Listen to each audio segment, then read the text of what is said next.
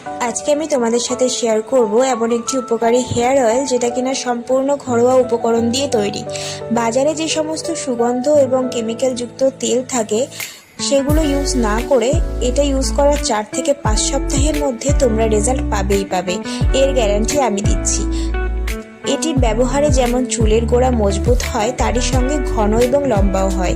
তো চলো বেশি কথা না বাড়িয়ে তেলটি তৈরির জন্য কি কি উপকরণ লাগবে সেটা তোমাদের দেখিয়ে দিই। প্রথমেই লাগবে কিছু কারি পাতা, একটা পান পাতা, একটি লাল জবা, একটি ঘৃতকুমারী বা অ্যালোভেরার ডগা, 1 চামচ কালো জিরা ও 1 চামচ মেথি এবং একটা মিডিয়াম সাইজের পেঁয়াজের টুকরো। আর মেন যে জিনিসটা সেটা হচ্ছে একদম খাঁটি শালিমার নারকেল তেল।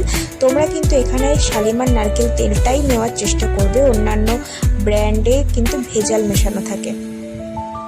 সর্ষের তেল, ব্যাস এই লাগছে আমার উপকরণ। এবার দেখাই কিভাবে তৈরি করবে। প্রথমে একটা পাত্র গরম করে তাতে দিয়ে দেবে শালিমার নারকেল তেলের বোতল থেকে পুরো তেলটা। তারই সঙ্গে দিয়ে দেবে একদম খাঁটি সর্ষের তেল, যেটা আমাদের চুলের পক্ষে ভীষণই উপকারী। তারপর সেটা একটু ফুটে আসলে বা একটু গরম হয়ে এলে তাতে দিয়ে দেবে যে কারি পাতাগুলো রেখেছিলাম ছিঁড়ে, সেই কারি পাতা কিন্তু দেওয়ার সময় একটু সাবধানে দেবে, কারণ কারি পাতা ভীষণই ফাটে। যাই হোক, তারপর তাতে একে একে সমস্ত কিছু বাদবাকি উপকরণগুলো দিয়ে দিলাম, যেমন জবা ফুল, অ্যালোভেরা জেল, পান পাতা, আর মাঝে কিন্তু আমি পেঁয়াজের টুকরোগুলোও দিয়ে দিয়েছিলাম, সেটা কিন্তু ক্যামেরায় ক্যাপচার করা হয়নি। সমস্ত কিছু 7 থেকে 8 মিনিট জাল করার পরে দেখবে সমস্ত কিছু থেকে এরকমই ফেনা হতে থাকবে।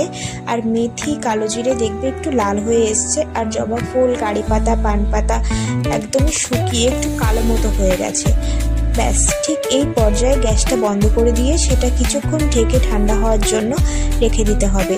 তেলটা ঠান্ডা হয়ে যাওয়ার পর এরকম বাটিতে আমি ঢেলে নিয়েছিলাম একটা ছেঁকনির সাহায্যে। এবার তোমরা কোনো বোতলে বা কৌটোয় ঢেকে রাখতে পারো, আর মাঝে মাঝে একটু রোদে দিলে ভালো হয়, তেলটা ভালো থাকে। তো যাই হোক, এই ছিল আজকে আমার ভিডিও। তোমাদের ভিডিওটা কেমন লাগলো আমাকে জানাতে ভুলো না। ভালো লাগলে লাইক, শেয়ার, কমেন্ট করে দিও। আজকের মতো বাই, দেখা হচ্ছে অন্য কোনো দিন অন্য কোনো ভিডিওতে। ততক্ষণের জন্য সবাই সুস্থ থেকো, ভালো থেকো।